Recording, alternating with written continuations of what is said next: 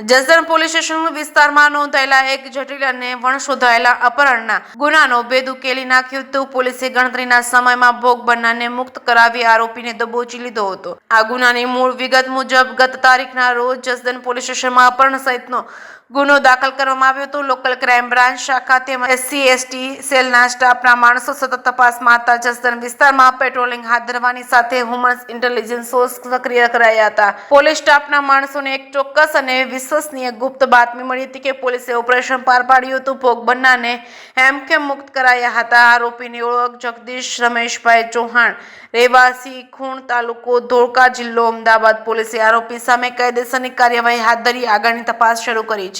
JK સિંગુરત સાથે કરશન બામટા, આટકોટ।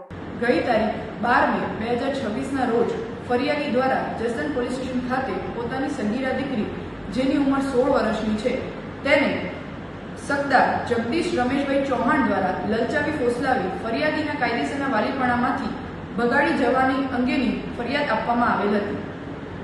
આ કામે BNSની કલમ 137(2) મુજબનો ગુનો જસદણ પોલીસ સ્ટેશન ખાતે દાખલ કરવામાં આવેલ હતો। ત્યારબાદ રેન્જ વડા શ્રી નિલિત રાય સાહેબ, પોલીસ અધિક્ષક શ્રી વિજયસિંહ ગુર્જર સાહેબ તથા ASP નવીન ચક્રવર્તી સાહેબના માર્ગદર્શન હેઠળ વિવિધ ટીમો બનાવી જસદણ પોલીસ સ્ટેશન તથા LCBની ટીમો દ્વારા આરોપી તથા સગીરાની શોધખોળ કરવામાં આવેલ હતી।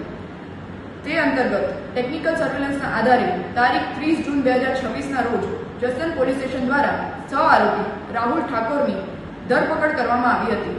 રાહુલ ઠાકોર દ્વારા હકીકત જણાવવામાં આવેલ હતી કે જગદીશ રમેશભાઈ ચૌહાણ દ્વારા જ સગીરાનું અપહરણ કરી તેને કાયદેસરના વાલીપણામાંથી લઈ ગયો હતો, જેથી તારીખ 1 જુલાઈ 2026ના રોજ એટ્રોસિટી એક્ટની કલમનો ઉમેરો કરવામાં આવ્યો હતો। ત્યારબાદ તપાસ મેં સંભાળી હતી।